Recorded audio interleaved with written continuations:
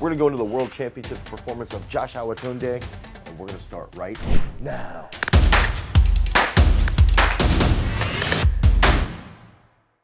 So we are here with Josh Awotunde, and this performance is probably my favorite performance outside of my own personal athletes from the World Championships, especially in being in Eugene, Oregon, and also with Tunde. It's like he's someone who everybody's just been so focused on, Krauser and Kovacs and Tom Walsh, and rightfully so. But we've sort of seen him just pecking away, slowly pecking away. We saw what happened last year at the Olympic trials. We saw how well he threw in that final, and even on the American stage, you know, you've got Otterdahl, who ended up making it to the Olympics. You've got Darrell Hill as well. We've got Pippery in the mix here. We got Roger Steen in the mix. We got a whole bunch of good athletes in the mix. And Tunde's sort of been the individual that everybody's just almost forgotten about. And I don't know if it's because he carries himself so eloquently, like he's quiet, doesn't say a lot. Although he did do a great interview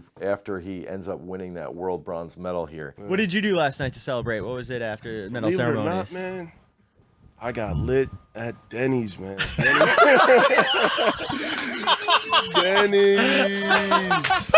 Denny's was the spot. And that's why I love this dude. He's just such a really, really great individual, great athlete, and a great example of sticking with your coach, working hard, setting yourself up. He had 2 jobs for a while, you know, working as a bouncer, working at warehouse, just grinding and grinding and grinding, picking away, hitting 22 meters, and then coming back that next year and navigating the waters of COVID, navigating through that period of COVID, trying to continue to chase those dreams. And on top of that, Pride of New Jersey, right next door here to Pennsylvania. There's so many good Jersey shot putters that came out of that time. Nick Vina was at the top, Raheem Days was there, and Josh was really coming up as well. So there's a lot of big beasts that came out of Jersey at that point. So let's check this out. In this opening round. Awotunde starts low, finishes high. Oh, and that is I was sitting over to the right on this throw, and I just was like, oh boy, here we go. You can see it even in his warm-ups were pretty solid. I think he had one come off his hand bad, but it's still just, man, this was a really, really nice throw. And I think the other thing I love about Josh is his technique's replicable. It's a movement similar to Krauser where everybody can do this, okay? Everybody can throw like this. I'm going to point out one more thing. How bad of a scheduling decision was it to have the men's shot here and the men's discus over here? You can see Goodsius is over here. Like, come on, guys. What are you doing? How are you planning this?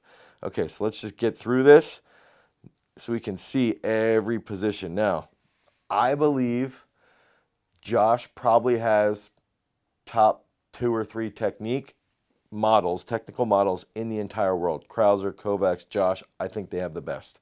Okay, I want that to be said publicly. If you want to model someone's technique, Tunde, okay? So, see that shoulder opening up. Very similar opening position to Krauser and Kovacs, okay? His angle of his knee here, we're going to go like this. Let's go there. So a little above 90. I would actually probably even argue if we went from the top of his hip and then down here.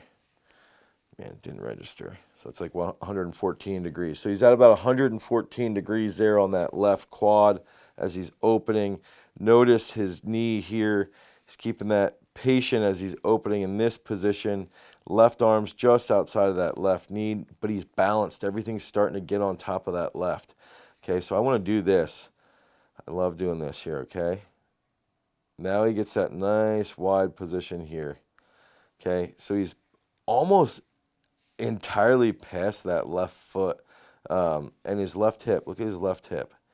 This is what's going to be interesting. His left hip is still past that center line. If we go back to this, this is exactly in the middle of the circle. Okay, so that blue line is exactly in the middle of the circle. He pushes everything around that left. And this position I like. Bent right, sweep. Bent right, down, sweep. Bent right, down, sweep. Down. And now, look at how quickly he comes off his left. His left foot's here. Boom. Okay, watch his left shoulder. Let's clear the screen. Watch his left shoulder here. So if we watch how that just opens nice and patiently, keeps opening. Down with the right. Left is passing. That's where his left is. Now he's starting to load really well on top of that right.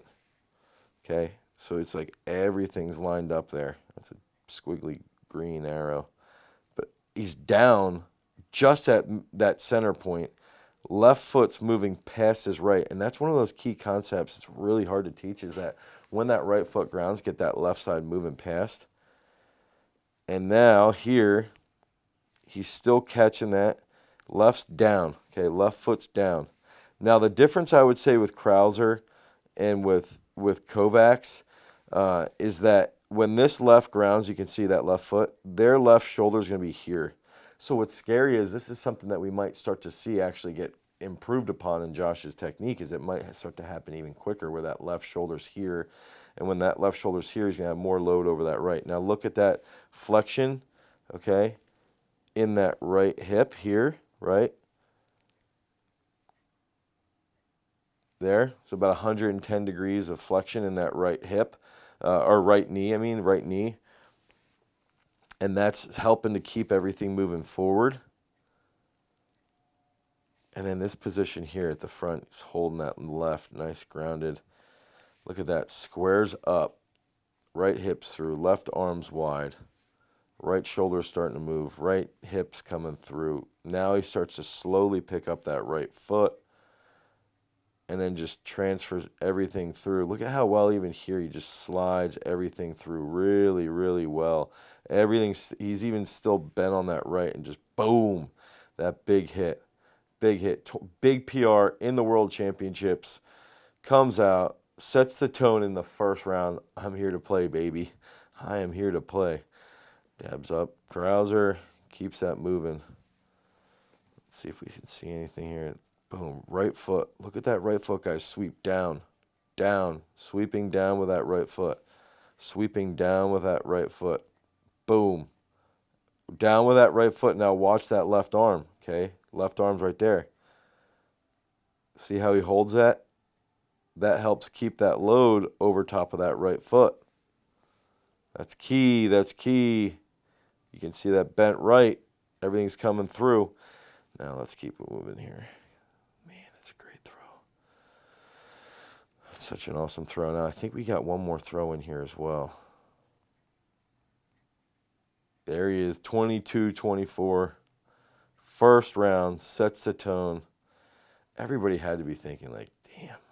Okay, so last throw here, or fifth round, comes out, PRs, 22-24. Actually, if we go back and look at this, 'cause I'm pretty sure he hit a couple throws there, 22 or 21-70. Okay, so here's another view of another throw, round 5. Let's just watch the consistency. Okay, level across his shoulders, level across his shoulders, right? Same positioning here. Opens up really, really well here. Left shoulder is out past that. Okay, look at that left heel. Good elevation on that left heel. That helps everything rotate, and that helps set up that left hip. That left knee. Notice his left knee is sort of in line with that discus cage where they had that really poor planning during the World Championships final. And then it just moves. Man, look at that. Look at how quickly he gets to the center. Boom, down, down, stacked. Little wrap with that left. And if you notice, Krauser and Joe tend to wrap a little bit higher. Tunde's a little bit lower with that wrap position. And I wonder if that might be what makes him a little more open at the front. I'm interested in thinking that through, actually. That might be something to think about.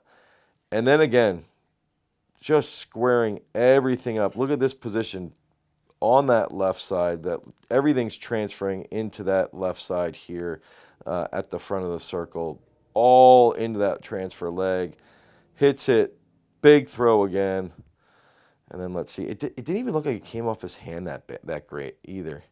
Little wrap. Tom's watching going, I gotta throw 22-30 if I want to beat this dude. Boom, off the hand well. He was just on. He was on. I think it's important to realize, one, what Tunde's sort of gone through as he's climbed up those ranks. Follow what he's done with his career and how he's stayed focused, how he's continued to just sort of plug away, and follow his technique. He's got some of the best technique, okay? So if you need help with your technique, head over to throwsuniversity.com. If you need help with your overall periodization and programming, check out Throws U Elite Training Program. Until next time, guys, peace.